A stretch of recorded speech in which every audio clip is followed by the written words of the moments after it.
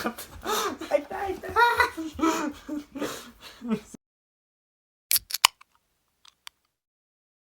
Hi guys! It's Sego and Ben. 今日は質問にも結構あったんですけど、国際結婚ってどんな感じなのっていうものに、ちょっといい面と、悪い面っていうことでちょっと答えていきたいかなと思います。いい面はいい面はお互いの文化を深く知ることができる。例えばもうなんかもう知ってたけど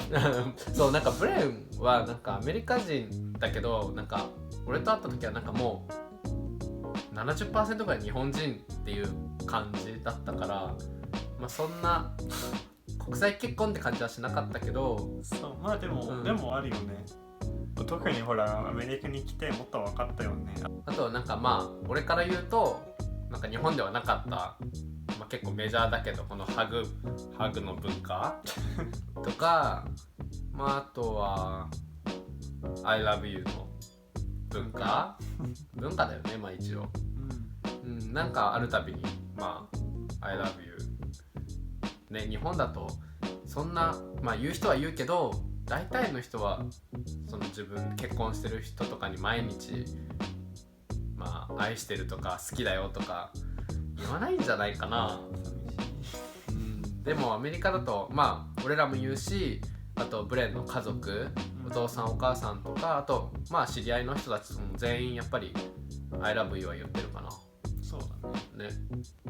でもなんか結構 I love you が日常会話っていうかさ、挨拶みたいな感じで、なんか友達同士でもなんかバイバイ love you って電話で言ったりするから、結構気軽に I love you は使えるかな。なんかそれが面白いと思った。なんか最初は恥ずかしくてブレン以外の人に言うのってちょっと抵抗があったけど、でもこっち来てからはみんな気軽に使ってるから、結構便利な言葉かなI love you 便利な言葉あとは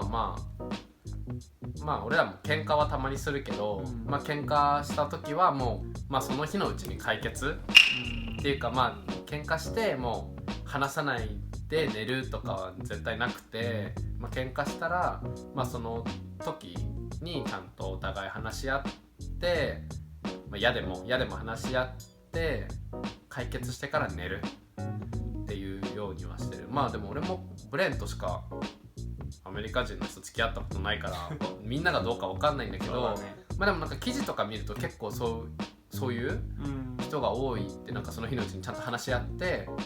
解決するっていうのが結構多いって。個人的にその方がいいかな。じゃなくちゃ寝れないし、なんか寂しい。あとは多分そうだね、言語。もちろん俺の母国語は英語だけど、で英語は、日本語で、お互いもある程度お互いの言語もともとできてたんだけど、やっぱりでも、一緒に生活していく中で、もっと上達させ合うっていう、お互いを高め合うみたいな。だ初めてブレンに会った時2年前だけど、それに比べたらブレンの日本語もなんかナチュラルにすごくなってきてるし、元からナチュラルだったけど、なんかもっとより日本人っぽくなって発音も全然問題なくなってきてるんだけど、おかげさまで、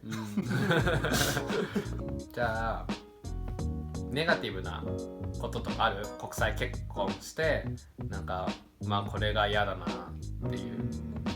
これが嫌だなとかそういうのはないと思うんだけど、最後はなんかないの？結婚してどっちの国に住むってなった時に、やっぱり日本かアメリカどっちかを選ばなきゃいけないってことがちょっと大変かな。お互い日本が大好きで、なんか俺はアメリカ行ったことがなかったから、アメリカもどんな国だろうってすごく楽しみにしてたんだけど、ブレンはなんか日本が好きだからすぐ日本に残りたかった、できれば。だけどなんか日本は同性婚が認められてないからね、そう日本では住めなくて、アメリカに来なきゃいけなかったんだけど、なんかそれ大変だったね。大変だったし、まだ大変だけどなんかね、本当だったらやっぱり日本とアメリカどっちか選べる権利っていうのがあるんだけど、ね、俺らの場合はちょっと日本で同性婚が認められてないからやっぱりもうアメリカしか選択肢がなかったからすごく辛かったよね。そうね、今はそれしかないから。選択肢があれば多分日本にいた、日本で生活してたんだけど、まあね、しょうがなく、まあね、アメリカに来ていいこといっぱいあったけど、やっぱりまあしょうがない感じで最初は来たね。なんかちょっとね、残念って感じもあるよね。やっぱ日本にも残りたかったっていうのもあるし、日本のご飯が好きで日本の文化が好きで日本が好きでって思ってたのに、まあねなんか今アメリカにいていいんだけど、なんかいつか日本に帰れる選択がないのは辛い、そうだねと思うね。なんかいつか日本に住みたい、本当はまた。でも今はそれは現実的じゃないから、そうね、いつかね、まあいつか、国際結婚できるように、国際結婚じゃないか、いつか同性婚ができるように頑張ってください。親も頑張ろう。ね、またいいことを言うと、やっぱりなんだろう、なんか普通の同じ国の人が結婚するより面白いと思う。なんかね、そうだね。文化が2つあって、その問題も国際結婚に特別な問題もあるし、ね、大変だけど面白い。確かに毎日が結構面白いね。そうで、国際結婚はすごく面白くて毎日がすごく刺激的で楽しいけど、なんかやっぱりその文化の違いとか国際結婚ならではのなんかその喧嘩っていうのもあるよね。そうね。なんかここの間は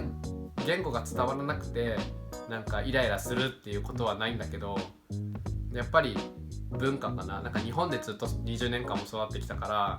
なんかもうなんだろうな、考え方がもう日本っぽい考え方に頭がなってて、なんかまあもう俺も昔はなんか残業はまあしょうがないことっていう考えもあったんだけど、でもブレンはそれあった時にもう残業はなんか日本の文化分からないわけじゃないけど、なんか分かってでもなかなか許せない部分がやっぱりね、自分に関わってくるとあるから、そうね。だから国際結婚してなんかブレンと関わるようになって、なんかそういうなんか今までの日本の文化をもう一度改めて見つめ直すっていうことができたのがいいことかな。逆に会って結婚とかしてなかったらなんかどうなってたんだろうって感じ。日本のやり方のままずっとなんか惰性で生きていくっていうか、日本のやり方のままずっと生きていったのかなって思う。そういう意味ではなんか違う文化が自分の中に入ってきて、なんかもう一回考えてみようっても得たことがいいことかな。まあね、結果的に今すごく自分にとってプラスになってるんだけど、最初はすごく辛かったね。なんか自分のね、今までの考えを変えなきゃいけないっていうのがすごく大変だった。なんかプライドじゃないけどさ、なんかこうやって生きてきたからっていう気持ちもあって、それをなんか変えられることがすごく嫌だったけど、まあ今は、こっちも合わせなきゃいけなかった部分もあったから、ね、ちょっと大変な時期はあったけど、でもそれを乗り越えてすごくなんていうの、いい関係が生まれたっていうか、なんかもうすごいいろんな喧嘩を昔とかしてきたから、まあ今はもうほぼ喧嘩しないし、そういう喧嘩もしないね。なんかもう変なバカみたいな、どっちがお風呂入る先にどっちがお風呂入るっていう喧嘩とかそういうなんか変な喧嘩しかしないから、もう大きい喧嘩はもう昔にいっぱいしてきたから、もうしないね。その大きい喧嘩ね、最近いつしたって感じね。もう大丈夫ね。はい。じゃあ今日の動画はここまでになります。で、ぜひ国際結婚についてもうちょっと質問等があったらぜひコメント欄にお願いします。お願いします。最近結構皆さんコメントしてくれる方が増えてるので嬉しいです。めっちゃ嬉しいね。なんか2人で全部読んで、なんかいろんな意見があるからすごく楽しく読んでます。だからもっとしてください。でもしこの動画が面白いと思ったらいいねと、あと